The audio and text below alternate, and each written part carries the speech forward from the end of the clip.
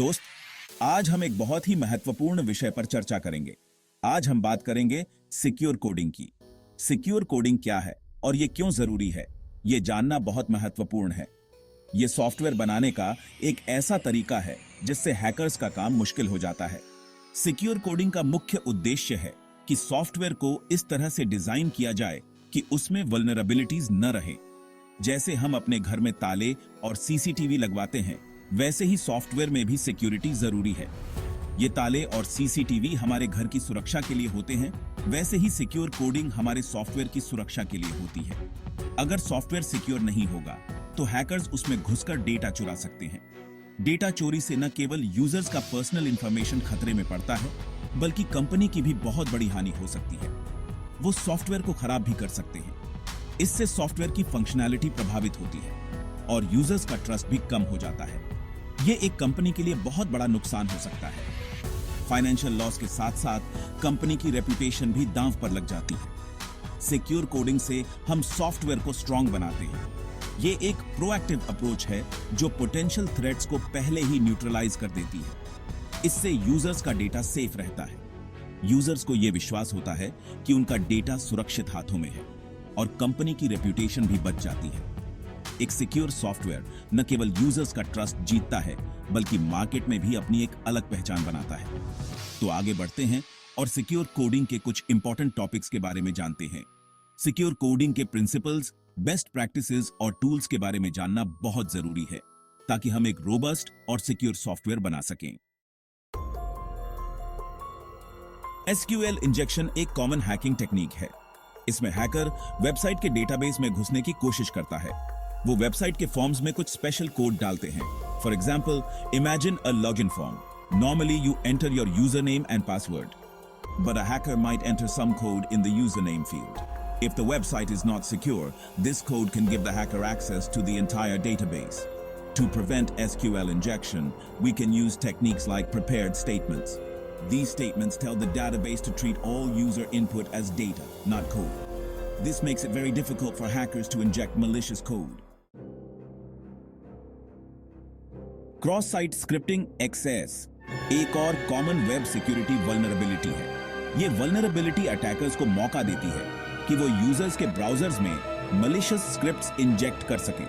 इसमें hacker website पर malicious script inject करता है। ये स्क्रिप्ट अक्सर जावा स्क्रिप्ट में होता है और इसका मकसद यूजर के डेटा को चुराना या वेबसाइट के बिहेवियर को मैनिपुलेट करना होता है। जब कोई यूजर उस वेबसाइट पे विजिट करता है तो ये स्क्रिप्ट रन होता है और यूजर का डेटा चुरा सकता है। ये डेटा यूजर के कुकीज, सेशन टोकन्स या अन्य सेंसिटिव इंफॉर्मेशन हो सकते हैं। XSS अटैक्स के कई टाइप्स हैं, जैसे स्टोर्ड XAS और रिफ्लेक्टेड XSS। इसके अलावा एक और टाइप होता है जिसे DOM बेस्ड XAS कहते हैं। स्टोर्ड XAS में मलिशियस स्क्रिप्ट परमानेंटली वेबसाइट के डेटाबेस में सेव हो जाता है। जब भी कोई यूजर उस पेज को एक्सेस करता है, स्क्रिप्ट ऑटोमेटिकली एग्जीक्यूट हो जाता है। रिफ्लेक्टेड XSS में स्क्रिप्ट यूजर के इनपुट से ही जनरेट होता है और उसी यूजर को टारगेट करता है। यह स्क्रिप्ट URL के साथ भेजा जाता है और जब यूजर उस URL को क्लिक करता है, स्क्रिप्ट एग्जीक्यूट हो जाता है। XSS से बचने के लिए डेवलपर्स को चाहिए कि वो यूजर इनपुट को सैनिटाइज करें। सैनिटाइजेशन का मतलब है कि यूजर इनपुट में से सारे डेंजरस कैरेक्टर्स को रिमूव करना या इनकोड करना। सैनिटाइजेशन का मतलब है कि यूजर इनपुट में से सारे डेंजरस कैरेक्टर्स को रिमूव करना या इनकोड करना। यह प्रोसेस इंश्योर करता है कि कोई भी मलिशियस स्क्रिप्ट यूजर इनपुट के थ्रू इंजेक्ट ना हो सके। इसके अलावा डेवलपर्स को कंटेंट सिक्योरिटी पॉलिसी CSP का भी यूज करना चाहिए। CSP एक सिक्योरिटी लेयर है जो ब्राउजर को बताता है कि कौन से रिसोर्सेज लोड करने की अनुमति है। ये XSS अटैक्स को रोकने में मदद करता है। डेवलपर्स को ऐसे फ्रेमवर्क्स का भी यूज करना चाहिए जिनमें बिल्ट इन XSS प्रोटेक्शन हो। ये फ्रेमवर्क्स ऑटोमेटिकली यूजर इनपुट को सैनिटाइज करते हैं और XSS अटैक्स को रोकते हैं। रेगुलर सिक्योरिटी ऑडिट्स और कोड रिव्यूज भी जरूरी है, ताकि किसी भी पोटेंशियल वल्नरेबिलिटी को समय रहते आइडेंटिफाई और फिक्स किया जा सके।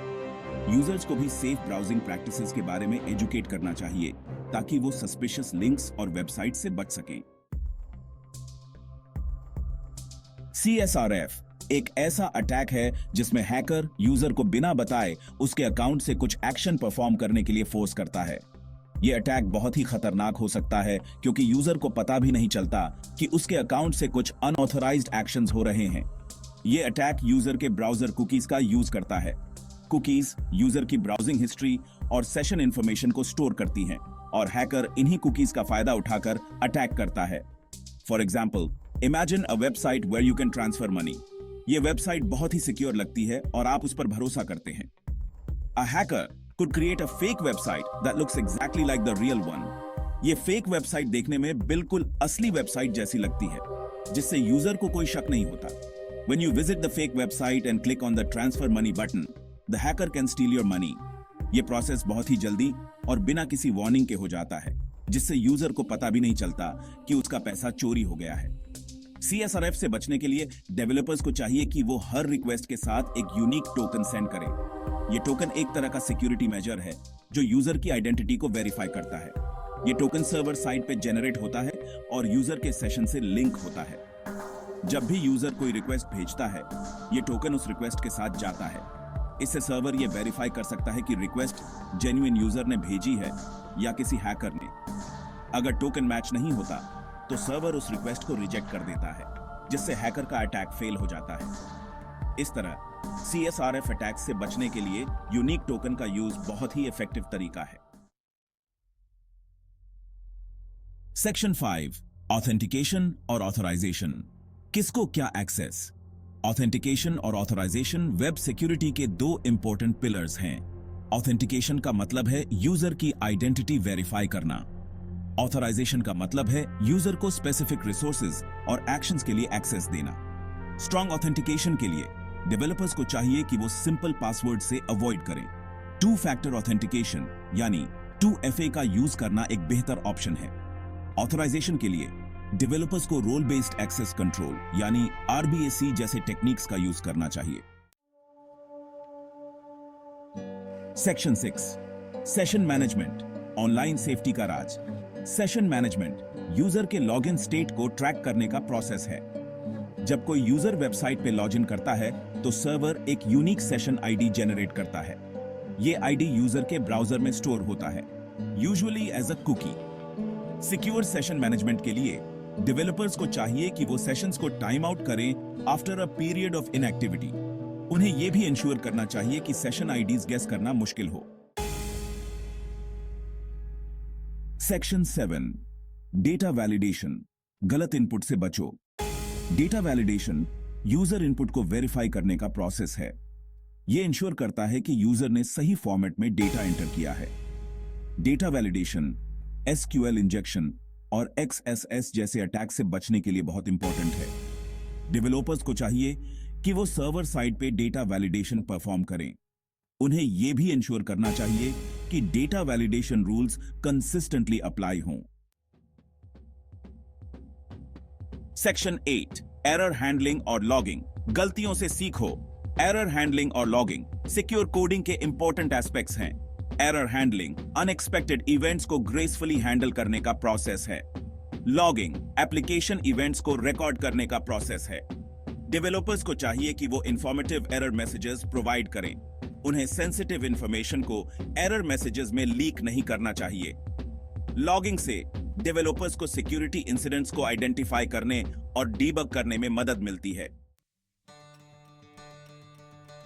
सेक्शन 9, कोड रिव्यू और सिक्योरिटी टेस्टिंग। दूसरी आंखों से देखो। कोड रिव्यू और security testing software development life cycle के इंपॉर्टेंट पार्ट्स हैं। कोड रिव्यू में दूसरे डेवलपर्स कोड को रिव्यू करते हैं और पोटेंशियल वल्नरेबिलिटीज को आइडेंटिफाई करते हैं। सिक्योरिटी टेस्टिंग में सॉफ्टवेयर को स्पेसिफिकली वल्नरेबिलिटीज के लिए टेस्ट किया जाता है। रेगुलर कोड रिव्यूज और सिक्योरिटी टेस्टिंग से वल्नरेबिलिटीज को अर्ली स्टेज में ही आइडेंटिफाई किया जा सकता है। यह सॉफ्टवेयर की ओवरऑल सिक्योरिटी को इंप्रूव करने में मदद करता है। सेक्शन 10, कंक्लूजन, सिक्योर कोडिंग, सबकी जिम्मेदारी। सिक्योर कोडिंग सॉफ्टवेयर डेवलपमेंट का एक इंपॉर्टेंट एस्पेक्ट है। यह हैकर्स को रोकने और यूजर डेटा को प्रोटेक्ट करने में मदद करता है। डेवलपर्स को चाहिए कि वो सिक्योर कोडिंग प्रैक्टिसेस को अपने डेली वर्कफ्लो में इंक्लूड करें। याद रखिए, सिक्योरिटी एक कंटिन्यूअस प्रोसेस है। हमें लेटेस्ट थ्रेट से अपडेटेड रहना चाहिए और अपने डिफेंसेस को अकॉर्डिंगली अडेप्ट करना चाहिए। सेक्शन 11 और सीखने के लिए सिक्योर कोडिंग के बारे में और जानने के लिए आप ये रिसोर्सेज चेक कर सकते हैं। OWASP foundation, essence institute, NIST cyber security framework.